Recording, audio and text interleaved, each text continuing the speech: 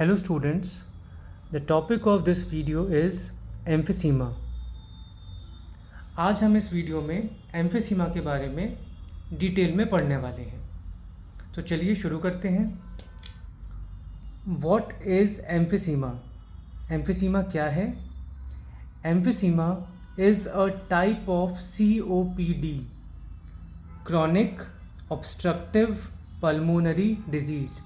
Emphysema is a type of COPD where the air sacs in the lungs are damaged, reducing oxygen exchange and causing breathing difficulties. Emphysema जो है वो आपका एक COPD का type है। COPD का full form क्या बताया? Chronic obstructive pulmonary disease. Pulmonary word हम जानते हैं, ये लंग्स के लिए यूज़ किया जाता है। So, COPD is a group of lung diseases that includes chronic bronchitis and emphysema. COPD एक लंग डिजीज़ का ग्रुप है जिसके अंदर हमारे क्रॉनिक ब्रोंकाइटिस एंड एम्फिसीमा आते हैं। अभी क्रॉनिक ब्रोंकाइटिस क्या है? पहले तो हम क्रॉनिक वर्ड का मीनिंग समझते हैं। देखिए, दो टाइप के डिजीज़ होते हैं। डिजीज़ को हम दो टाइप में क्लासीफाई करें तो एक होता है हमारा एक्यूट, एक होता है क्रॉनिक। एक्यूट जो है conditions, acute conditions have a sudden onset and are short term. ये अचानक शुरू होते हैं एकदम से, और ये शॉर्ट टर्म के लिए होते हैं, शॉर्ट ड्यूरेशन के लिए होते हैं। जबकि जो क्रॉनिक डिजीज़ या क्रॉनिक कंडीशंस हैं, it develop gradually and are long lasting. ये धीरे धीरे, क्रॉनिक धीरे धीरे शुरू होते हैं और लंबे समय तक रहते हैं। जैसे हम इनके एग्जांपल्स देखते हैं। एक्यूट का एग्जांपल हो गया आपका common cold, typhoid, influenza etcetera. अब ये ऐसे मैंने नाम लिए हैं जो कि कुछ टाइम पीरियड के लिए होते हैं। क्रॉनिक की बात करें तो high blood pressure, diabetes, ESMA.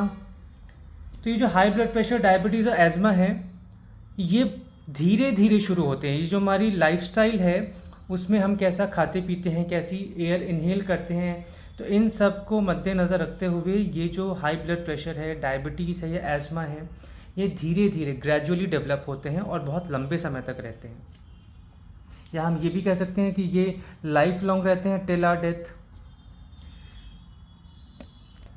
तो एम्फिसीमा एक COPD का टाइप है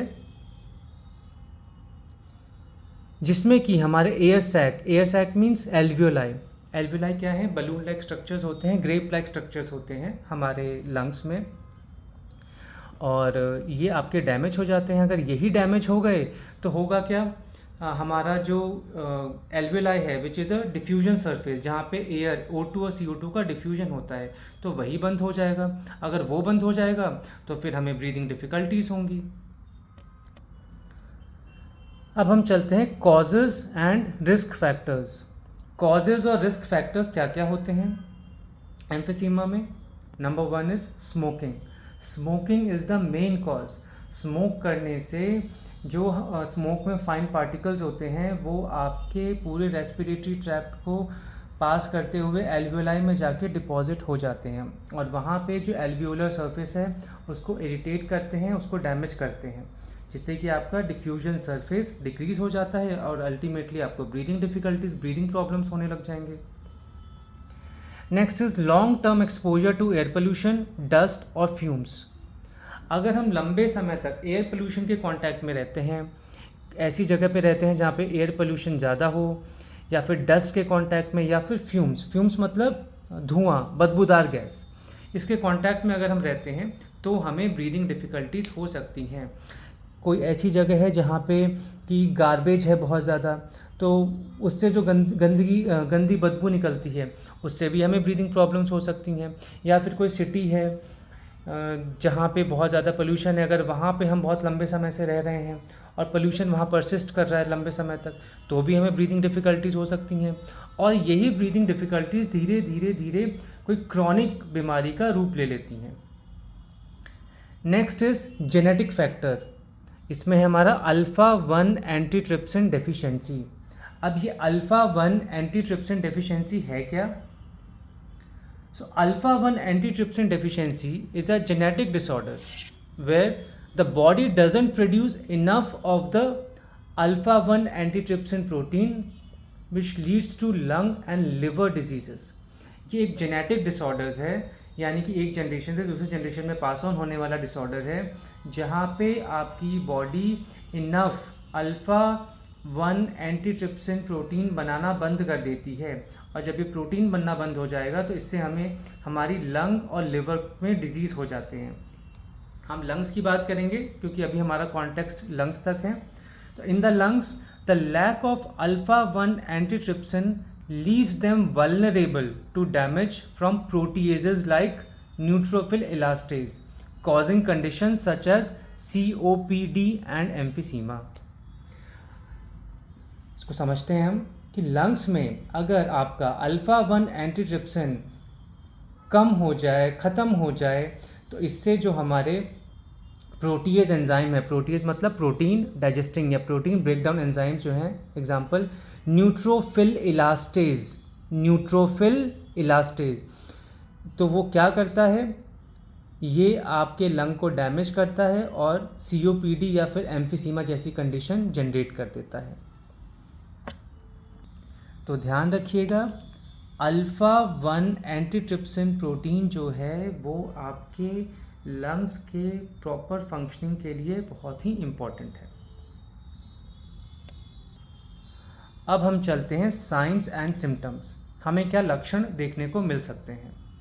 तो number 1 is shortness of breath. Shortness of breath मतलब छोटी छोटी सांसें लेना और तेज़ तेज़ लेना.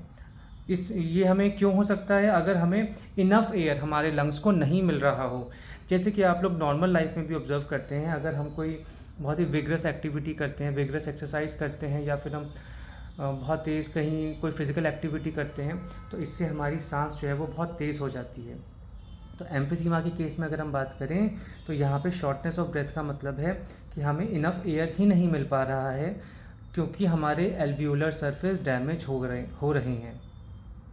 Second is chronic cough. Chronic cough lasting 8 weeks और लॉन्गर इन एडल्ट्स. क्रॉनिक मतलब वही कि जो धीरे धीरे डेवलप हुआ है और लंबे समय तक रहने वाला है. तो ये आपके एडल्ट्स की अगर हम बात करें तो 8 हफ्ते या उससे भी ज़्यादा ये जो क्रॉनिक कफ है ये रह सकता है. और अगर हम बच्चों में बात करें तो 4 हफ्ते तक नॉर्मली रहता है. Next symptom is wheezing. Wheezing क्या है? वीजिंग एक हाई पिच्ड विस्लिंग साउंड है. आपने कुछ लोगों को खर्राटे लेते हुए भी सुना होगा, जो बहुत एक विसल की जैसे भी खर्राटे लेते हैं. कुछ लोग की खर्राटे लो पिच्ड होती है, कुछ लोग की हाई पिच्ड होती है. तो यहाँ पे वीजिंग का मतलब है एक high pitched whistling sound, whistle के जैसे, सीटी के जैसे. High pitched whistling sound made during breathing that results from air passing through partially narrowed Airways. जब हमारे जो एयरवेज हैं, एयरवेज मतलब ट्रैकिया, ब्रोंकाई, जब ये नैरो हो जाते हैं, सिकुड़ जाते हैं, तो यहाँ से जो हवा पास होती है वो एक हाई पिच सीटी के जैसे सुनाई देती है. बांसुरी का एग्जांपल ले लीजिए. जब बांसुरी में हम बजाते हैं तो उसमें से जो ध्वनि मतलब निकलती है, जो उसमें से साउंड प्रोडक्शन होता है, तो वो भी आपका एक पतले से एरिया से हवा जाती है, तो जिस वजह से वेरियस साउंड्स आपके प्रोड्यूस होते हैं. तो उसी तरीके से वीजिंग का मतलब होता है high pitched whistling sound. Next is fatigue. Fatigue क्या होता है? जब हमारी बॉडी में सफिशिएंट अमाउंट ऑफ ऑक्सीजन ही नहीं होगा तो हमारी बॉडी में एटीपी का जनरेशन कैसे होगा? एटीपी प्रोड्यूस नहीं कर पाएंगे माइटोकॉन्ड्रिया, एरोबिक रेस्पिरेशन प्रॉपर्ली नहीं हो पाएगा. तो जब एरोबिक रेस्पिरेशन नहीं होगा, एटीपी का जनरेशन सफिशिएंट अमाउंट में नहीं होगा, तो हमें थकावट महसूस होगी. तो फटीग का मतलब होता है थके हुए रहना. And the last symptom is barrel shaped chest. Chest आपका कैसे हो जाता है? Barrel shaped. बैरल मतलब ड्रम के जैसा. ड्रम की तो आप सभी जानते ही हैं. So barrel shaped chest is a rounded bulging chest where the front to back यानी कि एंटेरो पोस्टीरियर डायमीटर जो है हमारा बढ़ जाता है. फ्रंट से बैक की तरफ एंटेरो पोस्टीरियर डायमीटर जो है वो हमारा बढ़ जाता है चेस्ट का. इसको हम कहते हैं बैरल शेप्ड चेस्ट. आगे बढ़ते हैं. अब हम देखते हैं डायग्नोसिस। इसको डायग्नोस कैसे किया जा सकता है, एम्फीसीमा को हम कैसे, एम्फीसीमा है या नहीं उसका पता कैसे लगा सकते हैं। तो नंबर 1 हमारे पास जो तरीका है, मेथड है, वो है हमारा पल्मोनरी फंक्शन टेस्ट। इसमें हम देखते हैं स्पायरोमेट्री। स्पायरोमेट्री या स्पायरोमीटर जो है वो हमारा various lung volumes, lung capacities को मेजर करने के लिए यूज़ किया जाता है। तो pulmonary function test is a set of test that measure how well your lungs work by checking the volume of air you can inhale and exhale and how fast you can exhale. ये एक test का set है जिसमें कि ये मापा जाता है कि आपके लंग्स कैसे ठीक से काम कर रहे हैं या नहीं, और वो भी कैसे चेक किया जाता है आपके वॉल्यूम्स को। जैसे कि आपने सुना होगा tidal volume, inspiratory reserve volume, expiratory reserve volume etcetera. तो ये इनको चेक करता है कि आप जब एयर इनहेल करेंगे, एक्सेल करेंगे और एक्सेल भी करते हैं तो कितने फास्ट तरीके से एक्सेल कर सकते हैं। सो PFT यानी कि pulmonary function test is a set of test that measure how well your lungs work by checking the volume of air you can inhale and exhale and how fast you can exhale. Next is chest x ray और CT scan. या तो chest का x ray करें, x ray में हमें पता चलेगा, और कंप्यूटेड टोमोग्राफी स्कैन, ये और भी अच्छा है। अगर CT स्कैन होता है तो पूरा एक कंप्लीट विजुअलाइजेशन हमारे चेस्ट कैविटी, थोरेसिक कैविटी का हमें पता चल जाता है कि कोई कहीं पे कुछ प्रॉब्लम तो नहीं है। And the last is arterial blood gas test. Arterial word से हमें समझ में आ रहा है कि कुछ आर्टरी की बात की जा रही है। So arterial blood gas test is a blood test that measures the level of oxygen, carbon dioxide and the pH in arterial blood. Arterial blood gas test, gas word आया ना, तो गैस का मतलब यहाँ पे O2 CO2 से है। तो आर्टरी से ब्लड ड्रेन किया जाता है, आर्टरी से ब्लड लिया जाता है, निकाला जाता है और उसको टेस्ट किया जाता है। क्या मापने के लिए, क्या चेक करने के लिए? Levels of oxygen, CO2 and pH। pH means acid base balance, कि ब्लड का जो एसिड बेस बैलेंस है वो कैसा है। तो और ये हम चेक किससे करते हैं? हम आर्ट्रियल ब्लड से करते हैं, हम वेन से ब्लड नहीं लेते हैं। इस चीज़ का आप लोग ध्यान रखिएगा। तो हमने 3 डायग्नोसिस के मेथड्स देखे। Number 1 is pulmonary function test, second is chest x ray और CT scan, and the third is arterial blood gas test. हमने डायग्नोसिस देखा, अब हम चलते हैं डायग्नोस करने के बाद ट्रीटमेंट पे, कि अब हम इसको एम्फीसीमा को हम ट्रीट कैसे कर सकते हैं। तो सबसे पहले हम देखते हैं there is no cure for emphysema but symptoms can be managed. कोई कंप्लीट क्योर तो नहीं है, कंप्लीटली इसको क्योर नहीं किया जा सकता है, बट इसके सिम्टम्स को हम मैनेज कर सकते हैं, इसको हम कम कर सकते हैं। कंप्लीटली इसको हम एकदम से ख़त्म नहीं कर सकते हैं। Second is quit smoking immediately. हमें स्मोकिंग को तुरंत छोड़ देना चाहिए by any kind of help, या तो हम अपने फैमिली हेल्प लें या फिर हम कोई मेडिकल हेल्प लें, क्योंकि स्मोकिंग करने से ही लंग्स का जो एल्विलाई है वो ऑलरेडी डैमेज हो चुका है, और अगर हम स्मोकिंग को कंटिन्यू रखेंगे तो और भी डैमेज हो जाएगा, which will ultimately leads to death. Third is bronchodilators and inhalers. Bronchodilators and inhalers क्या हैं? जो हमारे ब्रोंकाई हैं वो सिकुड़ जाते हैं। ये जो भी आपके इरिटेंट्स हैं, जो भी आपके ये स्मोक पार्टिकल्स हैं, स्मोक पार्टिकल्स हैं, डस्ट पार्टिकल्स हैं, जब भी आपके लंग्स में जाते हैं तो ये आपके ब्रोंकाई जो हैं, ब्रोंक्यूल्स, इनको सिकुड़ जाते हैं। तो इनको कंस्ट्रिक्ट होने से बचाने के लिए इनको हमें डायलेट करना पड़ेगा, ताकि O2 और CO2 का एक्सचेंज प्रॉपरली हो सके, O2 CO2 इस एयर वे से अच्छे से आ और जा सके। तो इसके लिए हम इन्हेलर्स का यूज़ करते हैं। इन्हेलर्स जब हम यूज़ करते हैं, मेडिसिन हम यूज़ करते हैं, केमिकल यूज़ करते हैं, तो इससे हमारे जो ब्रोंकाई हैं, ब्रोंक्यूल्स हैं, वो डायलेट हो जाते हैं, अपने नॉर्मल डायमीटर में वापस से आ जाते हैं। Fourth is pulmonary rehab through exercise और एजुकेशन। अभी आपका पल्मोनरी रिहैब क्या है? पल्मोनरी वर्ड का मतलब अगेन लंग से रिलेटेड है। So pulmonary rehab is a supervised medical program of exercise, education and support for people with chronic lung diseases like COPD, emphysema और asthma. ये एक सुपरवाइज्ड मतलब मेडिकल प्रोग्राम है जो कि एक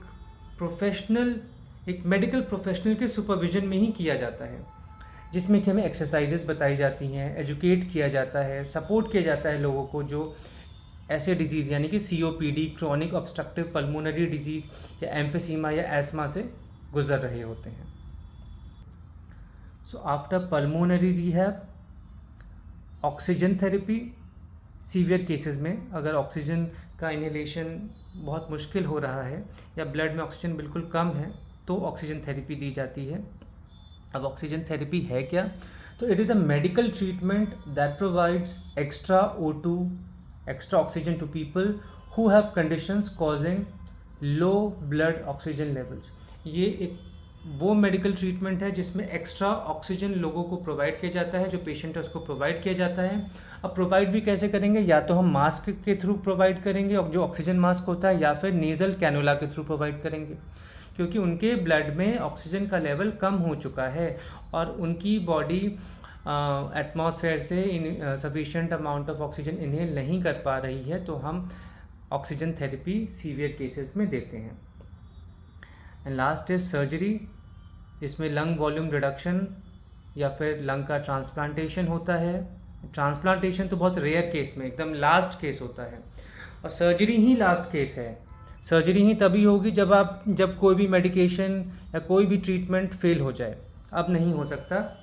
तो इस केस में लंग वॉल्यूम का रिडक्शन किया जाएगा या फिर लंग का ट्रांसप्लांटेशन ही किया जाएगा bye selecting the appropriate donor. कोई अप्रोप्रिएट डोनर मिलेगा तो उससे लंग का ट्रांसप्लांटेशन किया जाएगा। सो आई होप जो ट्रीटमेंट हमने अभी तक देखे हैं आपको ये समझ में आए होंगे। देखिए, मैं कोशिश यही कर रहा हूँ कि ईजी से ईजी वे में जाके मैं समझा सकूँ। अब हम चलते हैं कॉम्प्लिकेशंस की तरफ कि क्या क्या समस्याएं, कॉम्प्लिकेशंस हमें एम्फीसीमा की वजह से देखने को मिल सकता है। नंबर 1 इज़ रेस्पिरेटरी फेलियर, यानी कि जो हमारा पूरा रेस्पिरेटरी तंत्र है वही फेल हो जाए। So it is a serious condition, respiratory failure is a serious condition where the lungs cannot properly exchange gases, leading to low blood oxygen और high blood carbon dioxide levels. Respiratory failure एक वो condition है which is a very serious condition जहाँ पे हमारे lungs gases को यानी कि O2 CO2 को प्रॉपरली एक्सचेंज नहीं कर पाते हैं, जिससे ब्लड में ऑक्सीजन का लेवल कम हो जाता है और कार्बन डाइऑक्साइड का लेवल बढ़ जाता है। After respiratory failure next is pneumothorax in which lung collapses, जिसमें कि लंग हमारा कोलैप्स हो जाता है, सिकुड़ जाता है। न्यूमोथोरेक्स है क्या? So pneumothorax is a condition where air leak हो जाता है इनटू द स्पेस का नाम क्या है? Pleural space. So pneumothorax is a condition where air leaks into the space, pleural space between the lungs and chest wall. ये space कहाँ पे होता है? लंग्स और चेस्ट वॉल के बीच में। जो लंग्स और चेस्ट वॉल के बीच का स्पेस है उसको हम कहते हैं pleural space, and causing the lungs to collapse. और लंग्स इससे हमारे क्या होते हैं? कोलैप्स हो जाते हैं, यानी कि सिकुड़ने लग जाते हैं। न्यूमोथोरेक्स की वजह से, या फिर जो हम ये कह लें कि हमारा जो एयर लीक हो गया है, लंग कोलैप्स हो गया है, तो जो एयर लीक जब होता है तो it put pressure on lungs and prevent it from expanding properly during breathing. Pneumothorax में होता क्या है? लंग्स के ऊपर प्रेशर पड़ता है, और ये जब जो प्रेशर लंग्स के ऊपर पड़ रहा है तो ये उसको रोकता है, प्रिवेंट फ्रॉम एक्सपैंडिंग, लंग्स को एक्सपैंड होने से रोकता है ब्रीदिंग के दौरान। तो जब आप ब्रीथ करते हैं आप जानते हैं इन्हेलेशन एक्सहेलेशन, जब हम इन्हेल करते हैं तो लंग्स एक्सपैंड होता है।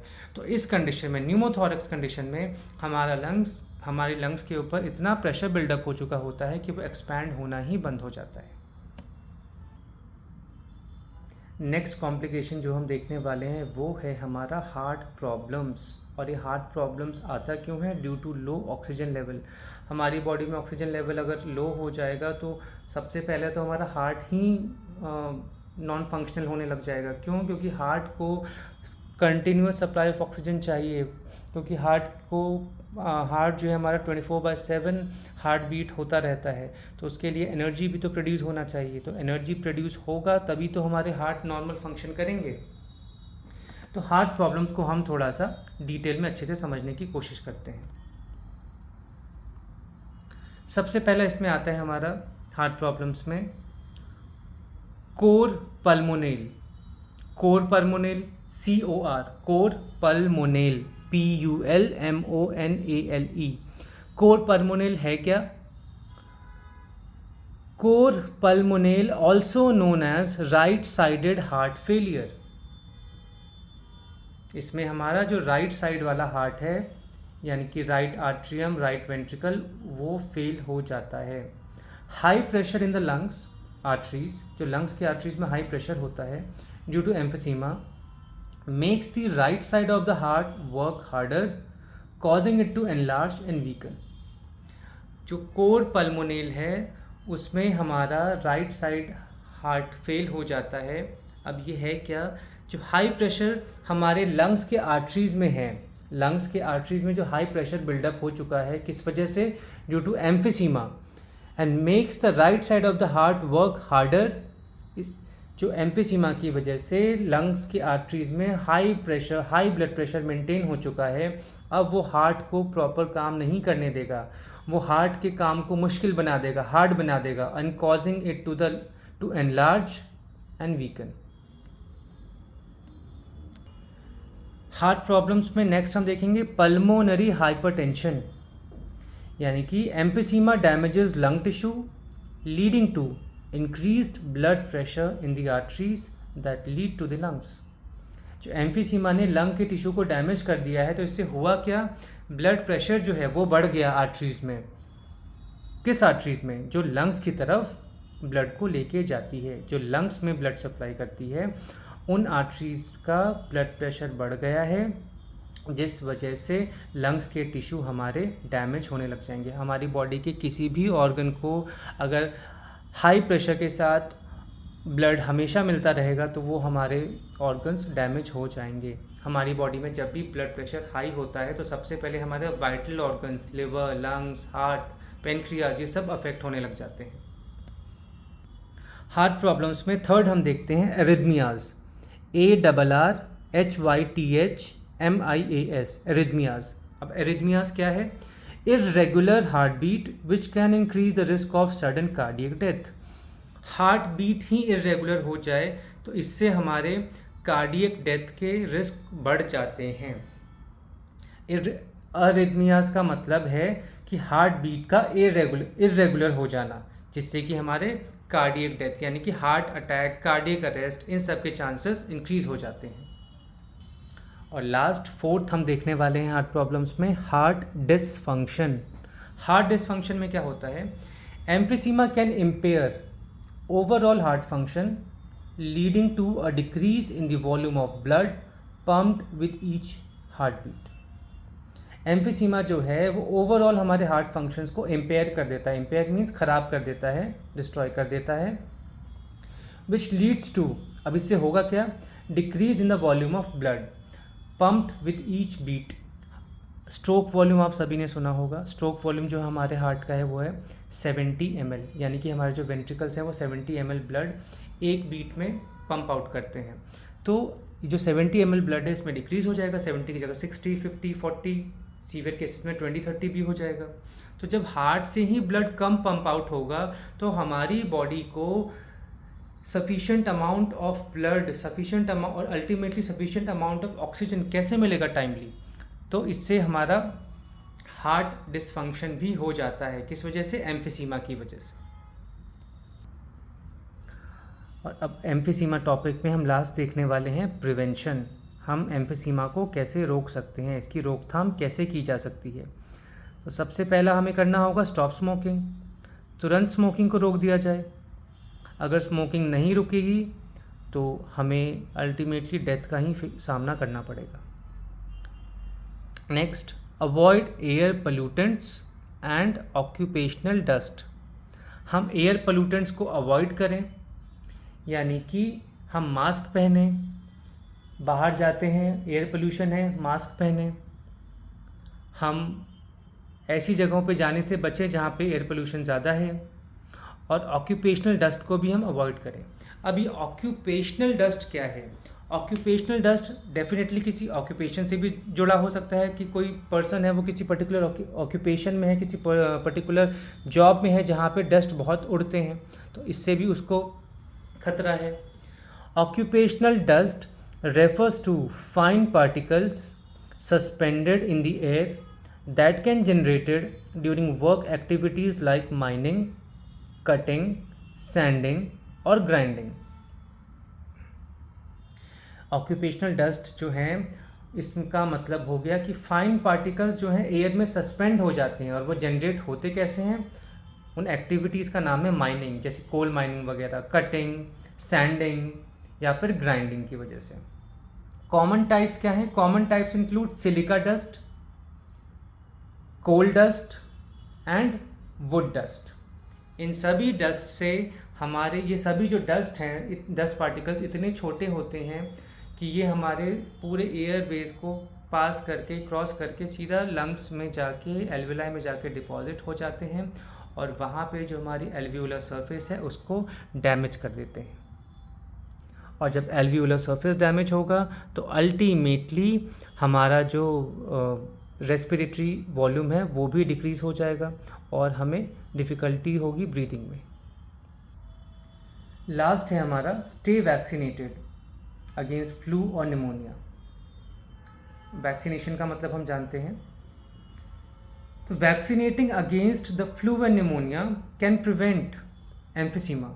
अगर हम फ्लू और निमोनिया के अगेंस्ट वैक्सीनेटेड रहेंगे तो ये हमारे एम्फिसीमा के रिस्क को कम कर सकता है। It can help prevent emphysema by reducing the risk of respiratory infections that cause lung damage and worsen symptoms in those with chronic lung disease. कोई क्रॉनिक लंग डिजीज़ है या इस तरीके की कोई भी चीज़ें हैं, रेस्पिरेटरी इन्फेक्शंस हैं, उसको रिड्यूस कर सकता है। While these vaccines do not directly prevent emphysema, they protect against complications like pneumonia and bronchitis, which can lead to severe airway swelling and lung damage that accelerates emphysema progression. ये vaccines directly तो कोई help करते नहीं हैं, directly नहीं रोकते हैं emphysema को, लेकिन ये प्रोटेक्ट करते हैं against complications like pneumonia, bronchitis, जो कि निमोनिया, ब्रोंकाइटिस जो कि which leads to severe airway swelling. इससे जब ये बीमारियां हमें होती हैं तो हमारा जो ट्रैकिया, ब्रोंकाई, जो पूरा पाथवे है वो स्वेल हो जाता है और लंग डैमेज होने का खतरा एम्फिसीमा की वजह से और ज़्यादा बढ़ जाता है। अगर किसी पर्सन को एम्फिसीमा है तो उसको तो डेफिनेटली वैक्सीनेटेड रहना चाहिए, क्योंकि अगर ये डिजीज़ यानी कि फ्लू और निमोनिया जैसे डिजीज़ हुए तो उसका लंग और भी ज़्यादा डैमेज हो जाएगा, जिसकी वजह से उसको और ज़्यादा डिफ़िकल्टीज़ होगी ब्रीदिंग में। सो आई होप ये आज का डिटेल्ड वीडियो आप लोगों को बहुत अच्छे से समझ में आएगा, आपके लिए इन्फॉर्मेटिव रहेगा। तो अब हम मिलेंगे नेक्स्ट वीडियो में। That's all for today's video. Thank you so much.